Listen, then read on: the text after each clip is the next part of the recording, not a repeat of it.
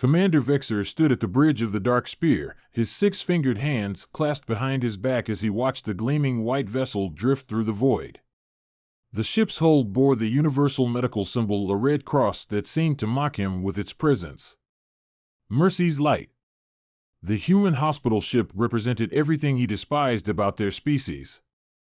"Look at them," he growled to his bridge crew, mandibles clicking in contempt.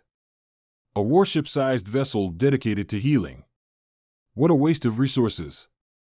Lieutenant Commander Kara Wren shifted uncomfortably at her tactical station.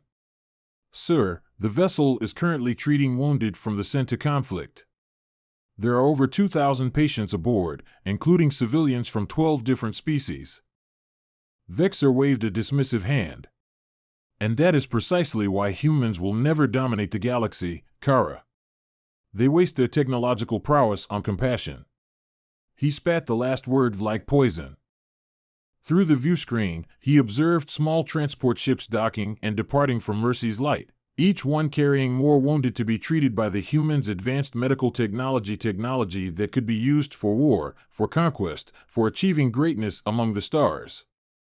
"Sir," Senior Officer Blake Chen interrupted his thoughts. "Our long-range scanners indicate the hospital ship is operating at maximum capacity. They've converted their cargo bays into additional treatment wards." "Of course they have," Vexer sneered. "Humans always stretch themselves thin to help others. Tell me, Blake, what do they gain from this? What resources do they collect? What territories do they conquer?" Blake Chan's four eyes blinked in sequence, a sign of discomfort among his species. "They gain nothing material, Commander. But they forge diplomatic relationships." "Relationships?" Vexer slammed his fist on the command chair's armrest. "The galaxy isn't built on relationships. It's built on power. And right now, that ship represents the greatest concentration of vulnerable beings in this sector." A cold silence fell over the bridge. Kara Wren's copper-scaled skin paled visibly. "Commander, you can't be suggesting." "I can, and I am." Vexer's voice dropped to a dangerous whisper. "Think of the message it would send. Humanity's great symbol of mercy, reduced to atoms. They would learn that their compassion is a weakness, a fatal one." Sir Blake Chen stepped forward, his ceremonial rank chains jingling. "With all due respect, attacking a hospital ship violates every interstellar convention. The political fallout." "Politics?" Vexer barked out a laugh. "Politics is for species too weak to take what they want. Humans have barely been spacefaring for 2 centuries. What can they possibly do to us?" He turned to face his crew fully now, drawing himself to his full height. The stark bridge lighting cast sharp shadows across his battle-scarred face. "Humanity needs to learn its place in the galaxy. They are not some benevolent elder race. They're children, playing at being saviors." "Commander," Kara Wren's voice trembled slightly, "there are other Dominion ships in range. They'll witness." "Good." Vexer's mandibles spread in what passed for a smile among his kind. "Let them witness. Let them see what happens when species forget that the galaxy runs on strength, not kindness." He could sense the mounting horror among his bridge crew.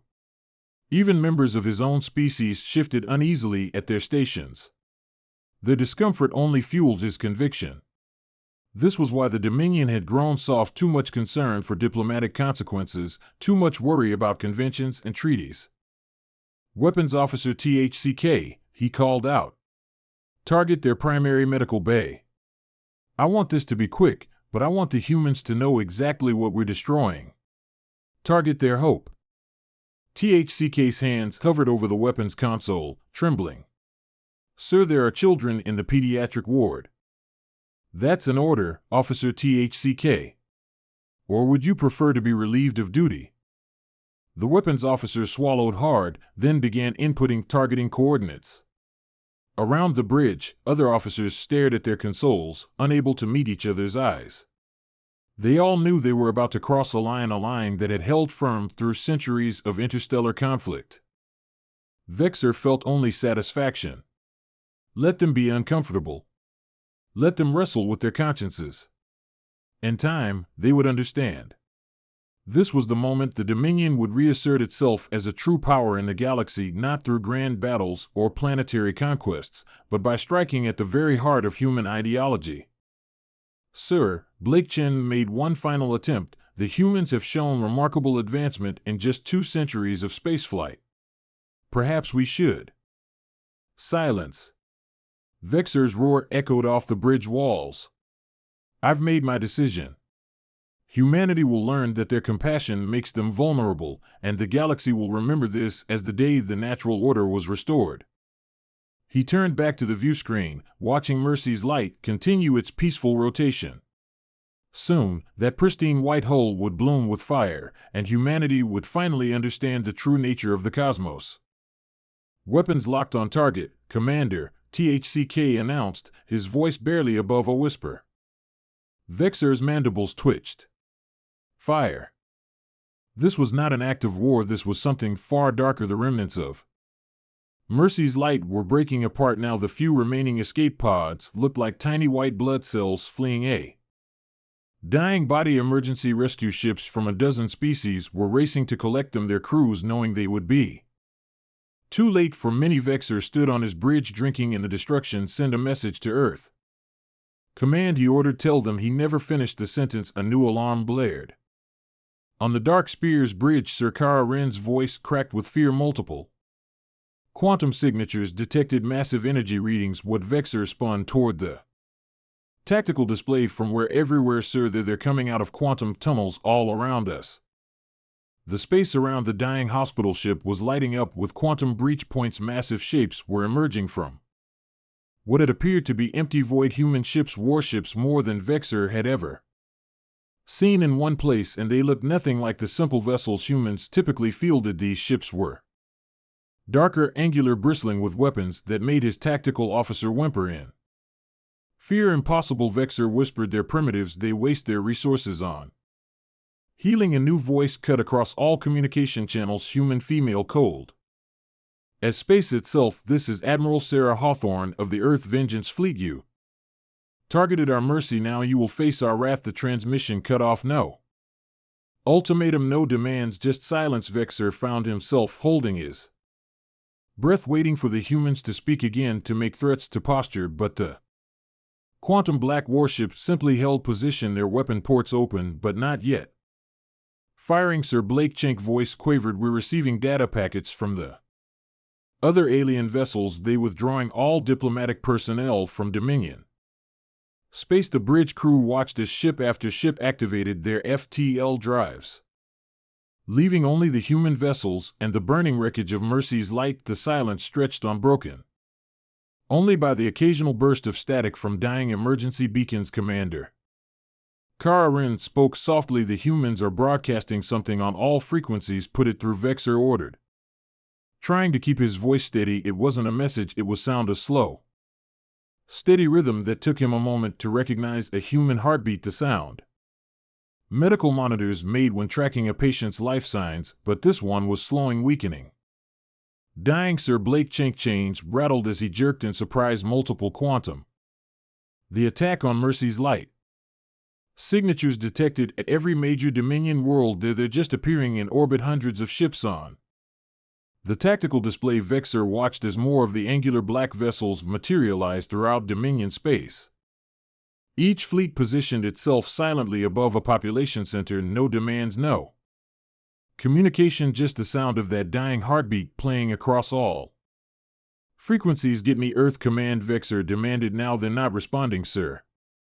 Kara Wren reported none of the human vessels are responding to hails. We're receiving transmissions from our colony worlds. The messages began playing automatically, filling the bridge with panicked voices. Central Command, human warships have appeared above New Sanctus there.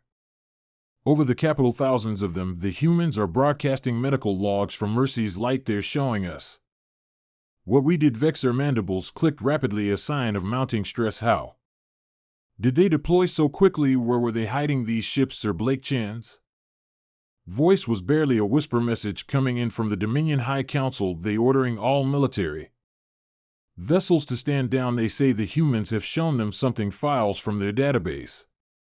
Some kind of historical record. The images began playing on the bridge screen without warning Earth's history.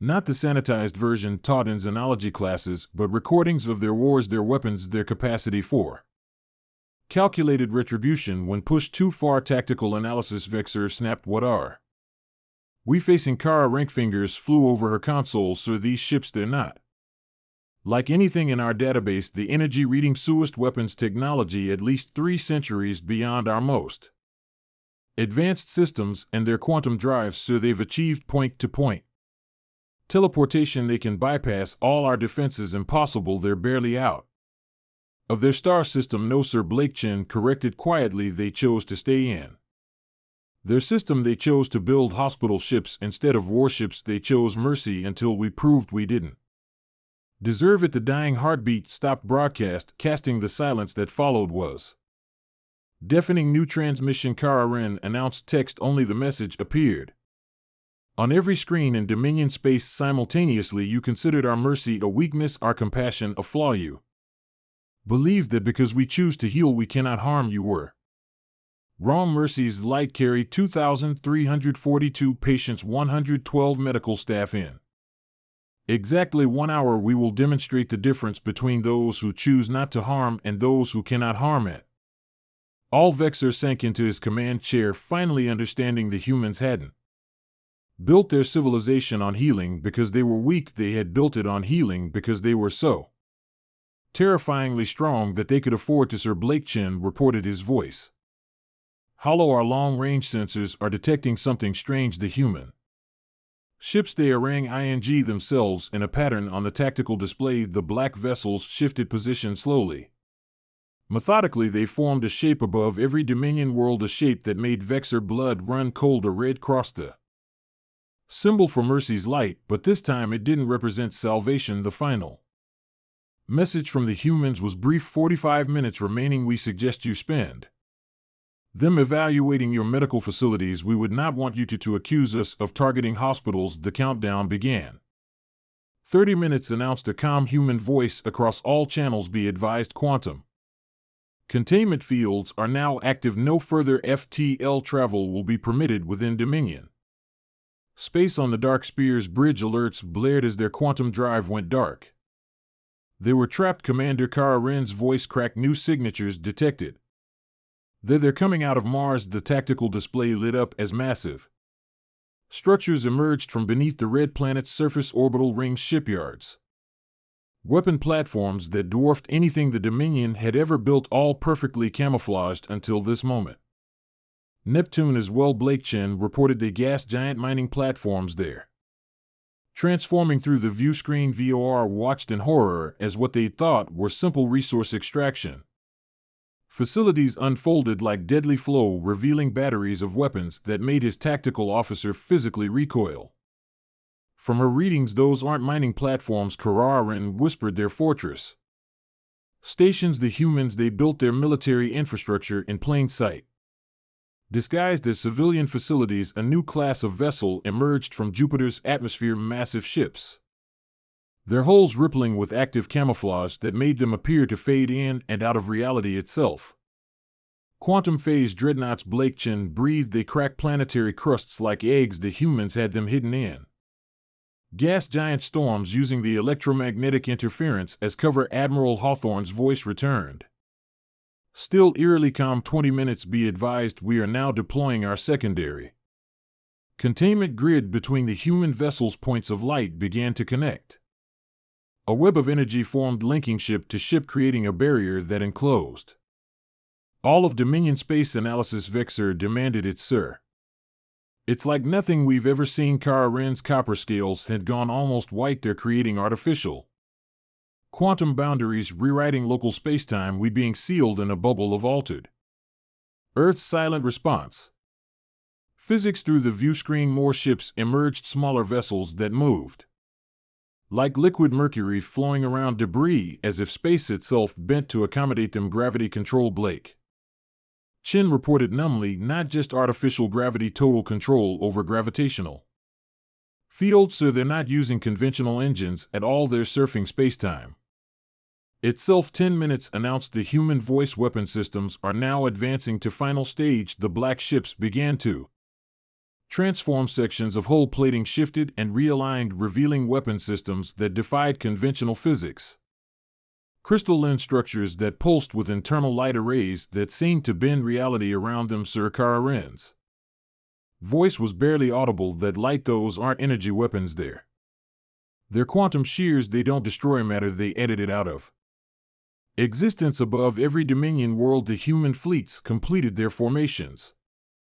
Each red cross now burned with terrible per their weapons aimed at strategic targets with surgical precision. 5 minutes standby for demonstration of primary weapon systems. A single human ship no larger than a scout vessel moved into position near an uninhabited Dominion moon. Its hull rippled a small crystalline array extending from its bow, activating quantum shear array at minimum power. Announced a new voice. 3% capacity. Target section 4 of Dominion moon beta. A beam of impossibly dark light connected ship to moon where it touched. Reality simply stopped. A perfect sphere of the moon's surface ceased to exist. No explosion, no debris, just a geometrically perfect void where matter had once been. That was 3% power. Admiral Hawthorne's voice returned. Would you like to see 100%? Vexor found his voice at last. Wait. Please, we surrender. The Dominion surrenders unconditionally. 2 minutes, came the reply. And surrender is not an option. Vexor's mandibles clicked in desperation. Please, we. A calm, male voice cut in, rich with authority. This is General Marcus Chen of Earth Strategic Command. Let me explain your mistake. You saw our hospital ships and assumed we were weak. You never asked why a species would choose to heal when they could harm. 1 minute, Admiral Hawthorne continued, her voice a glacier of cold resolve. The answer is simple. We built Mercy's Light because we remember our own wars, our own atrocities. We learned to heal because we became too good at hurting. Every medical ship we launch is a promise to ourselves, a reminder of what we choose not to do. The quantum shear arrays hummed to life across the human fleet. Reality itself seemed to shiver in anticipation. 30 seconds. Vexor trembled. His mind raced. What kind of species, he whispered, has to actively choose peace? 10 seconds. Through the view screen, he watched the crystalline arrays align with their targets, each one humming with enough power to erase entire cities from existence. You assumed our mercy was weakness, Hawthorne said. Allow us to demonstrate why you were wrong. The arrays fired. In that moment, Vexor understood true power. The quantum shears didn't devastate their targets, they edited them from existence with surgical precision. Military bases, weapon platforms, shipyards, all removed from reality, like tumors excised by a scalpel. No collateral damage. No civilian casualties. Just the systematic removal of everything the Dominion had built for war. Report, he whispered, though he already knew what he would hear. Kara-Ren's voice trembled. 87% of our military infrastructure gone. Not destroyed. Just gone. The humans, they removed everything military while leaving civilian structures untouched even within the same buildings. On the Rillian flagship Dawn Treader, Admiral Kix watched in stunned silence. By the first light, she breathed. They're not just precise, they're selective. Their weapons can distinguish between military and civilian at the quantum level. Across the Dominion, fleets of human warships moved with terrible purpose, black holes flowing like liquid shadow.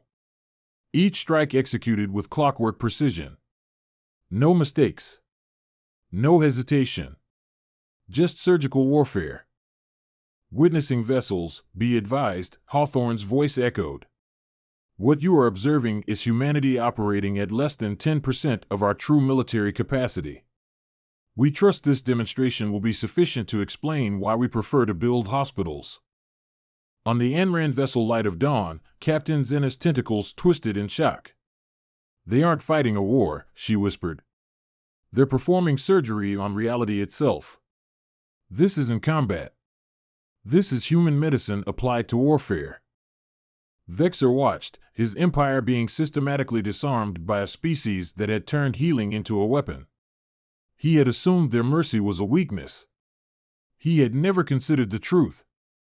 They healed because they were too powerful to do otherwise. Sir. Blake Chen gasped. New transmission. Text only. Vexor stared at the message that appeared on his screen. Commander Vexor, your actions caused the deaths of 412 patients aboard Mercy's Light. 307 medical staff. 889 children.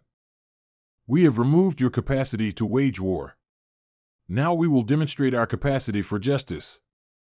The dark spear shuddered as a quantum field enveloped it, not a weapon, but a containment bubble. This vessel will be preserved, Hawthorne said, her tone icy. As a reminder, your bridge crew will be evaluated. But you, Commander, you have an appointment in our medical bay. A terrible silence filled the bridge. Vexor's mandibles twitched. Medical bay? Yes. You see, we've developed fascinating quantum surgical techniques. We can edit tissue with the same precision we edit spacetime. Your body will survive. Your mind will remain intact. But you will spend the rest of your natural life experiencing every moment of pain you inflicted on our patients. Vexor's entire body went numb. Not as punishment, Hawthorne continued. As treatment. After all, we're healers. Through the view screen, he saw the last remnants of Dominion military might fade from existence. The human ships hung in formation, their dark hulls now resembling surgical instruments more than weapons. Precise. Sterile. Efficient. On a dozen worlds, observers documented the terrifying elegance of humanity's vengeance. Their reports carried a single warning. Never mistake humanity's preference for healing as a sign of weakness. They choose to save lives because they have mastered the art of ending them.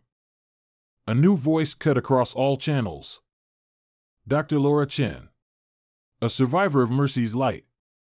Commander Vexor, your quantum surgery is scheduled to begin in 5 minutes. Don't worry. We'll take excellent care of you. After all. A pause. That's what we do. We heal. We help. We save lives. As the quantum transport beam engaged, Vexor finally understood. Humanity hadn't built hospitals instead of weapons. They had turned their hospitals into weapons. Their healing into warfare. Their mercy into judgment. 10 years later.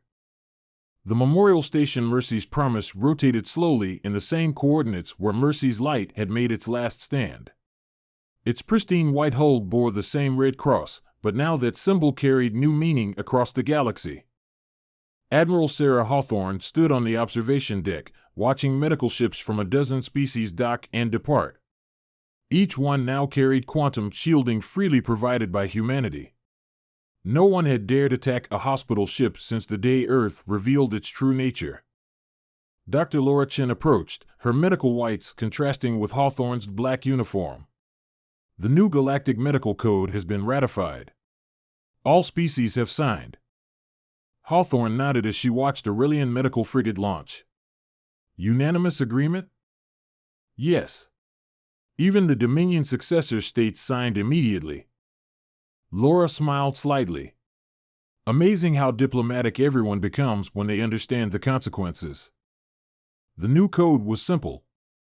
Any attack on medical vessels or facilities would be considered an attack on humanity itself. Earth would respond not with warfare, but with surgery.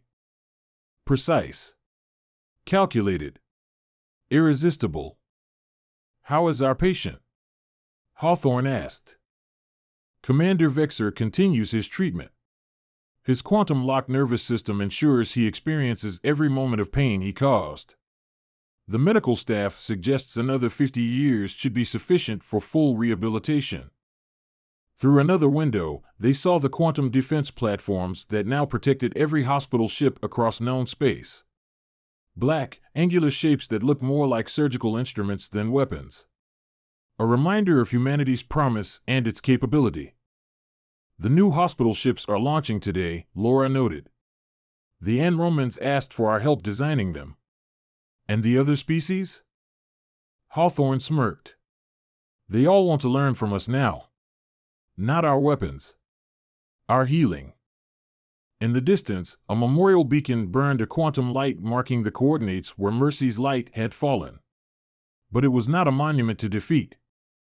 It was a reminder of the day the galaxy learned why humanity devoted so much of its strength to healing.